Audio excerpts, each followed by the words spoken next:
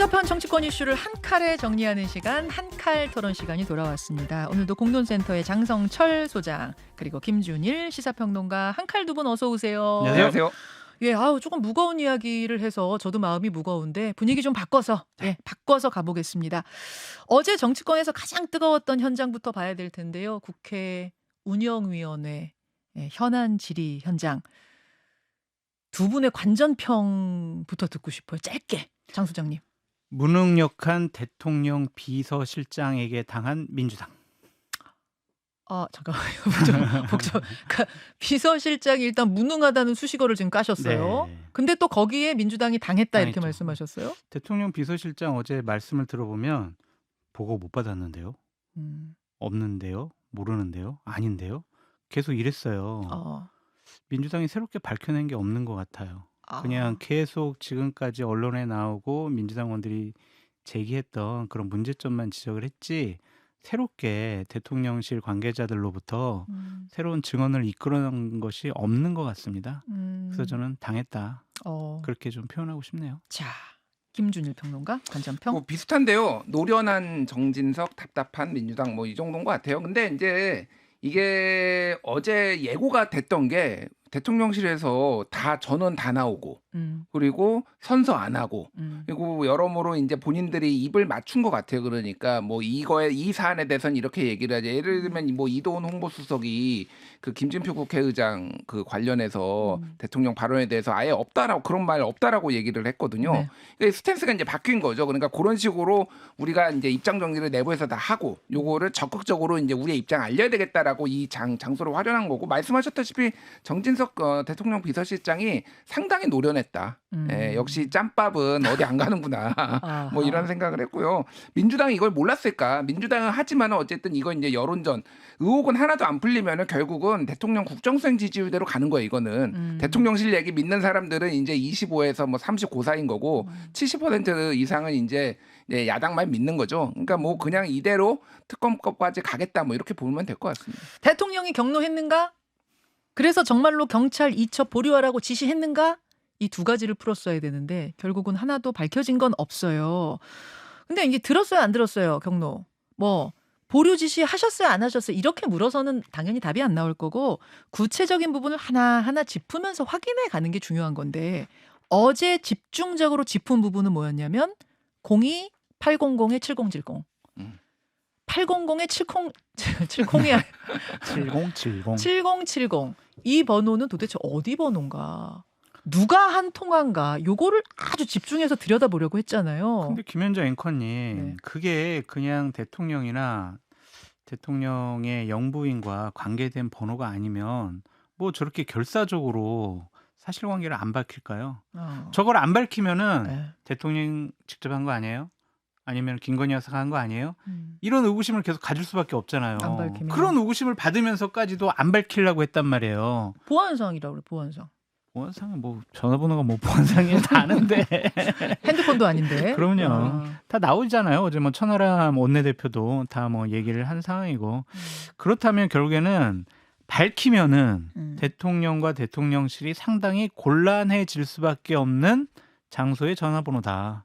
그렇게 저희가 추측할 수밖에 없겠죠. 그러니까 대통령 참모들은 진짜 그 번호를 몰라서 답 안 하는 게 아니라 알긴 아는데 지금 밝힐 수 없는 건 거예요. 그러니까 예를 들면은 저 이시원 공직기강 비서관 그 사무실 번호예요. 이렇게 얘기할 수 있잖아요. 그럼 뭐가 문제예요? 그 장성철 저 비서관 번호예요 이러면 되는데 왜 안 밝히는가?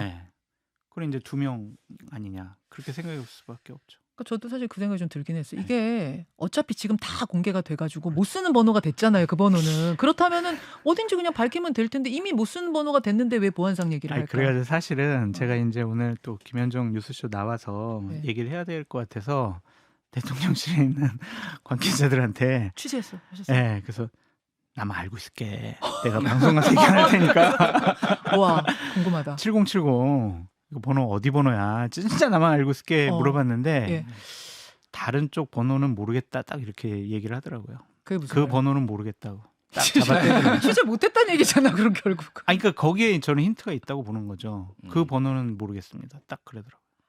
그 번호만은 내가 모르겠다는 거예요. 왜냐면 모를 수 없는 분들이거든요.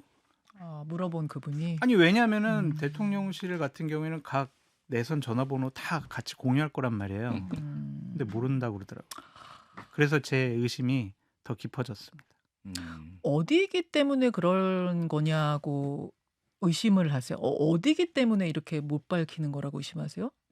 누구 김준일 평론가? 뭐 알 수 없죠. 알 수 없는데 오, 빠져나간다. 아니 그게 아니라 그러니까 어제 몇 가지 힌트가 있었어요. 정진석 비서실장이 이 번호 처음 듣는다라고 얘기를 했거든요. 그러면 비서실은 아니에요.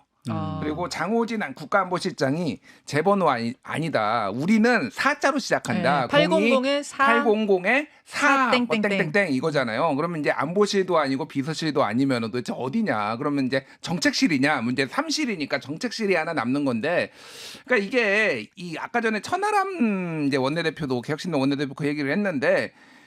이게 다 알아요. 웬만한 번호는. 그러니까 왜냐면 명함에 찍혀 있고 전화번호 기자들 이제 전화 받기도 하고 뭐 그러니까 걸기도 하고 그러니까 이제 안단 말이에요. 그러니까 이 번호는 처음 봤다. 그러니까 기자들도 그렇고 웬만한 사람들도 그러니까 평소에 전혀 안 쓰는 거의 안 쓰는 번호라는 겁니다. 그래서 얘기가 나왔던 게 거의 안 쓰는 거라서 5층에서 온 거 아니야? 5층이 뭔데요? 5층이 대통령 소집무실 아니면 2집무실. 그러니까 2층에 대통령 대집무실 아니면 1집무실이 있는 거고 이 5층에 소집무실인데 여기에는 이제 평소에 쓸 일이 별로 없는 거죠. 그리고 일종의 이제 접견장 같은 게 있어가지고 여기 이제 쓰는 건데 옛날 기사를 보면은 이거는 이제 추론입니다. 그러니까 도는 얘기를 하도 이게 궁금해하니까.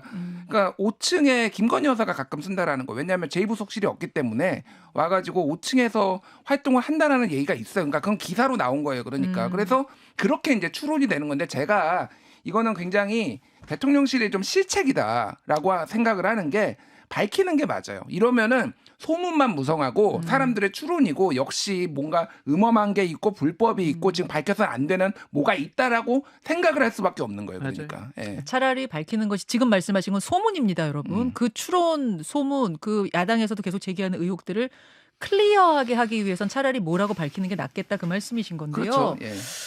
결국은 이 통화 기록들도 공수처 수사 과정에서 나온 거잖아요. 그렇게 봐야 되잖아요. 따라서 공수처는 800, 7070이 어디인지를 밝혀냈을 거고 그래서 공수처가 수사 결과를 좀 빨리 발표하는 게 낫지 않겠나 그런 생각도 듭니다. 근데 뭐 그것도 발표하면은 또 여러 가지 피의 사실 공포다 이런 식의 문제 제기를 아니 그냥 전체 수사 결과를 낼 수도 있잖아요. 지금쯤이면. 글쎄요. 뭐 그게 저도 맞다고 보여지는데 그거를 대통령실이나 여당에서는 반박할 것 같다는 좀 생각이 들고 어제 뭐 한 의원이 문제 제기를 했는데 또 내선 번호를 바꿨을 수도 있다. 또 뭐 그런 문제 제기도 하더라고요. 그럼 뭐 증거 인멸이 될 거는 같은데 어쨌든 밝히지 않은 것이 김준일 평론가님 말씀처럼 여러 가지 의혹과 의구심을 더 키운다. 그렇게 볼 수밖에 없네요. 알겠습니다. 자, 그런 가운데 어제 여야 간의 공방도 굉장히 뜨거웠어요. 뭐 이거는 본질하고는 좀 다른 분위기에 대한 이야기인데 장면 하나 보고 올까요? 어제 분위기를 좀 느낄 수 있는 장면? 이번 의사 일정에 관해서는 간사 간의 일체 협의가 그동안 없었던 거 아닙니까? 박찬대 대표님 아까 협치라 말씀하시는데 우리 박찬대 대표님이 참 그런 말씀하시니까 참 안타깝기도 하고요. 지금 그 자리에 앉아 계신 게 바로 협치의 부정 아닙니까? 부끄러운 줄 아셔야죠. 말씀 좀 정리해 주세요. 네. 이게 지금 대표님 말씀이 협치입니까? 말씀 좀 정리해 주세요. 손가락질하지 마시고. 예? 그 좀 정리하고 있잖아 지금. 예? 그 어원 이야기 하는데 아직 못 배웠군요. 아니 민주당 아버지는 그렇게 가르쳐요. 예? 자, 의사 진행 발언 3분 드리겠습니다. 어디서 배웠어요? 요거 말고도 뭐 또 배현진 입 닫아 뭐 이렇게 배현진 입 의원한테 다무세요. 입 다무세요. 예. 존칭 썼습니다. 다무세요. 뭐 이런 것들 예. 입 다물라 어디서 입 닫으라고 하느냐 또 막 이런 것들도 있었고 그 지난번 금요일에 있었던 뭐 법사위 청문회도 그렇고 치열하게 공방하고 토론하고 뭐 이런 건 다 좋은데 지킬 건 좀 지켜가면서 해야 국민들 보기에 좋지 않아요. 왜 아이들 가르칠 때도요. 막 패가면서 막 욕해가면서 하면은 편한데 그거를 막 눌러가면서 좋은 말로 이렇게 설득하고 이렇게 하는 게 어려운 거거든요. 그게 어려운 거잖아요. 기대하지 마세요. 그냥 여야가 저렇게 만나면은 계속 말싸움하면서 기싸움하면서 초반 분위기를 잡으려고 하는 거고 국민의힘 의원들은 작심하고 나온 것 같습니다. 그러니까 박찬대 운영위원장 우리가 당신 뽑지도 않았는데 왜 그 자리에 앉아 있냐. 그 자리에 앉아 있는 것 자체가 정당성이 없는 거다. 그런 식의 지위에 관해서 문제제기하는 것으로 기싸움을 시작한 것 같은데 매번 그냥 회의 때마다 보는 거라서 저는 뭐 새롭지가 않아요. 새롭지가 네. 않아요. 한 20년 동안 국회 있을 때 계속 저런 거 봤어요. 근데 저렇게 계속 저렇게 싸움이 있으면 그거 좀 보려고 무슨 얘기 하나 보려고 틀었다가도 돌리잖아요. 막. 근데 재밌어가지고 계속 봤는데. 오히려 싸우면. 근데 이제 저는 짧게 말씀드리면은 이제 저 상황에서는 양비론으로 얘기하는 거는 적절치 않다고 봅니다. 그러니까 정확하게 누가 더 둘 다 문제가 있다라고 할 수는 있지만 누가 더 문제가 있고 누가 더 잘못했는지를 정확하게 말씀을 드려야 될 것 같아요. 저는 국민의힘이 아예 의도적으로 운영위가 본인들한테 그리고 용산에 불리한 것이니 파행을 하려고 들어왔고 그렇게 조금 이제 어지럽게 이제 만들었다라고 봐요. 그러니까 작심하고 파행으로 간 것 같아요. 예. 그런데 오히려 박찬대 운영위원장이 뭐 민주당 지지자들 입장에서는 저렇게 온건에서 되냐 정청래처럼 해야지 뭐 그런 소리 들었어요? 뭐 이런 지지자들 얘기를 했지만은 오히려 박찬대 운영위원장이 굉장히 차분하게 오히려 이거를 그냥 끝까지 파행으로 안 가게 하려고 굉장히 인내심을 가지고 노력을 했다. 저는 뭐 이렇게 평가를 하고, 그러니까 조금 이제 불리한 이슈라도 저는 게 이제 소수 정당이 저런 식으로 하는 거는 좀 옳지 않다. 국민들이 좀 들을 수 있는 기회를 주는 게 맞다 이렇게 봅니다. 예. 알겠습니다. 어제 있었던 뜨거운 현장 운영이 먼저 살펴봤고 이번에는 또 뜨거운 곳이죠. 국민의힘 전당대회로 가보겠습니다. 어제요. 원희룡 후보가 한동훈 후보 공격하는 SNS를 무려 3개나 올렸더라고요. 네. 핵심은 배신자다 이거였어요. 그런가 하면 나경원 윤상현 후보도 같이 그 배신자 프레임에 동참하고 있는데 장 소장님 이게 뭐 가장 효율적인 공격이라고 보는 걸까요? 그런 것 같습니다. 어쨌든 최상병 특검법에 대해서 찬성하는 입장을 표한 것은 대구, 경북, 부산, 경남 좀 나이 드신 대통령을 강력하게 지지하는 당원분들에게는 배신의 프레임으로 다가갈 수가 있다. 그래서 이 부분 세게 공격을 해서 당원들의 마음을 좀 뺏어 오려고 하는 것 같은데 오늘 아침 보수 언론에서 사설 칼럼을 썼지만 상당히 좀 창피스러운 프레임이 아니냐 좀 생각이 들고 유효타가 될 것이냐라는 생각도 있어요. 왜냐하면은 유승민 전 의원이 배신자 프레임에 갇혔던 것은 그때 박근혜 대통령이 수석 비서관 회의 때 배신의 정치를 심판해 주십시오 막 이렇게 해서 직접 등판을 했잖아요. 레이저 막 쏘면서 눈으로. 그때 막 그 지켜본 기자분들이 무서워가지고 막 어쩔 줄 모르겠다고 하더라고요. 그렇게 대통령이 직접 참여해서 프레임을 딱 만드는 건데 지금은 윤석열 대통령이나 용산에서 직접 한동훈 우리 배신했어요. 저분 대통령 되면 안 돼요. 이렇게 직접 참여하기가 힘들거든요. 그러니까 원희룡 장관이 상당히 무리해서 드라이브 거는 건데 효과가 있을까는 한 일주일 정도 좀 지켜봐야 될 것 같습니다. 왜냐면요. 말씀하시고 할까요? 저는 이제 주말에 양쪽 캠프에 있는 실무자분들하고 좀 얘기를 좀 많이 나눠봤어요. 또 취재하셨군요. 원희룡 캠프 쪽에 있는 분들이 이제 주말에 저한테 얘기해 준 거는 이번 주부터 세게 드라이브 걸겠다. 그게 이번 주예요? 네, 당원들을 향해서 세게 드라이브 걸겠다. 그래서 일주일 정도면은 딱 분위기 잡혀갈 것 같다. 이런 식의 얘기를 했고 한동훈 후보 측의 분들의 워딩이 약간 미세하게 달라졌어요. 어떻게요? 지난주까지는 우리에서 1차에 끝나요. 1차에 과반 끝나요. 그러는데 주말과 어제는 통화해보니까 어떻게 될 것 같아요? 이렇게 물어봐요. 오히려 장 소장님한테 분위기 어때요? 그러니까 약간 자기네들도 미묘하게 뭔가 좀 움직이고 있다, 심상치 않다 이런 느낌이 있는 것 같아요. 그래서 어제 김현중 뉴스쇼 나와가지고 인유한 위원장 인터뷰하셨었잖아요. 인유한 의원. 인유한 의원. 그분도 분위기 달라요. 자기 경남 갔다 왔는데 분위기 달라요. 정확히 이러셨어요. 여론조사 믿으세요? 여론조사도 믿어야죠. 그랬더니 내가 PK 내려가 보니까 분위기가 아니더라. 여론조사 아니더라. 이러시더라고요. 그렇게 이제 한동훈 캠프 쪽에서 그렇게 생각하는 것 같고. 원희룡 캠프 쪽에서 그렇게 생각하는 것 같다는 거죠? 아니 한동훈 캠프 쪽에서도 뭔가 분위기가 좀 달라지는 것 같다라는 생각을 하는 거고 원희룡 캠프 쪽에서는 또 이런 얘기를 하더라고요. 우리를 지지하고 우리와 함께하는 분들은 다 지역구의 의원들이다. 현역들이다? 네. 근데 한동훈 후보 쪽을 돕는 분들은 비례대표가 많다. 표가 없다. 우리는 실질적으로 당원표가 있다. 우리가 그렇게 밀리지 않을 거다. 조직이 있다 그 얘기군요. 네, 이런 식으로 자신 있게 얘기하던데 한번 일주일 두고 보시죠. 네. 배신자 프레임이 먹힐지 안 먹힐지는 잘 모르겠지만 분위기가 살짝 지금 일주일 사이에 네. 달라질 가능성은 있다는 말씀 김준일 평론가. 그러니까 지난주에 이 한카 토론에서 우리 장성철 소장님은 약간 어대안이다 이렇게 얘기하고 제가 좀 더 지켜봐야 된다 이렇게 얘기를 했는데 맞아. 좀 변하셨어요. 저는 오히려 네. 그러니까 1차에 안 끝날 가능성도 있지만은 오히려 지금 이 뭐라고 해야 되나 이 논쟁들이 한동훈 대세로는 더 굳히고 있구나 이 생각이 들어요. 그러니까. 두 분 생각이 바뀌셨네요. 예. 왜 더 굳힌다고 생각하세요? 그러니까 일단 당위의 문제하고 현실의 문제를 말씀드리면은 도대체 이 배신의 정치, 배신자 프레임 이게 지금 2024년에 맞기는 하는 겁니까 정말? 언제까지 이제 배신의 정치 이런 거 보수 정당에서 운운해야 되는 게 맞는지 이건 미래 비전을 가지고 좀 얘기를 했으면 좋겠다. 이게 그러니까 굉장히 마세요. 봉건주의적 발상이에요. 그러니까 대통령을 그러니까 정치 지도자를 왕으로 생각하는 겁니다.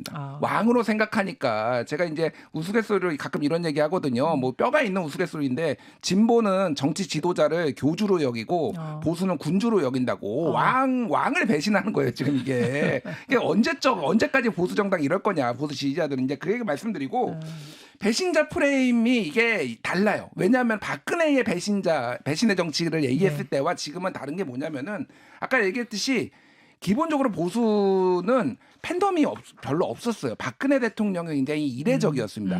그러니까 박근혜에 대한 지지가 있으니까 배신의 정치도 이게 어느 정도 가능했던 거고 지지율이 받쳐줬거든요. 윤석열 대통령 제가 만난 보수 정당 지지자들이나 뭐 당원들 얘기 들어보면 솔직히 윤석열 대통령 싫어해요.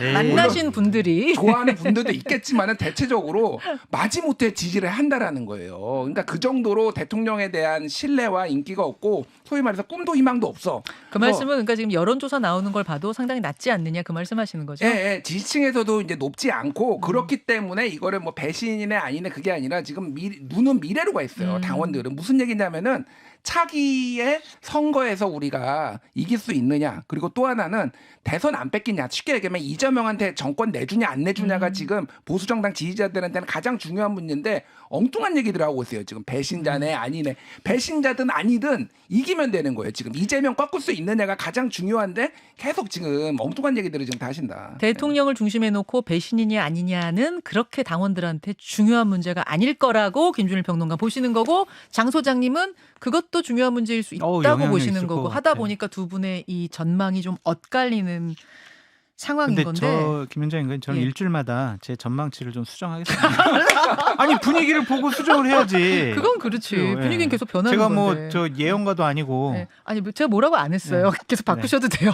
알겠습니다. 여러분은 어떻게 생각하십니까? 최고위원도 한번 들여다볼 텐데요. 9명이 나왔습니다. 누가 탈락했냐면 신청자 중에 김세의 씨하고 김소연 씨하고 두 분이 탈락을 했어요. 두 후보가 탈락을 하면서 이제 9명이 김재원 전 최고는 9.4일생으로 그러니까요. 구제가 돼가지고 다시 뛰게 돼. 근데 9.4일생으로 살아났는데 여론조사 보니까 높아요. 지명도가 있죠. 인지도가 있고. 네. 대구 경북에서 특히. 지금 여론조사 표 준비된 게 있어요. 한번 좀 띄워주시겠어요? 보니까 상위권에 장동혁 의원도 있고 김재원 의원 뭐 이런 분들 보이는데 이러면은 이제 한동훈 계가 최고위원에 입성할 가능성 뭐 절반 이상을 한동훈 계가 차지할 가능성 이런 것도 지금 점쳐지고 있나요?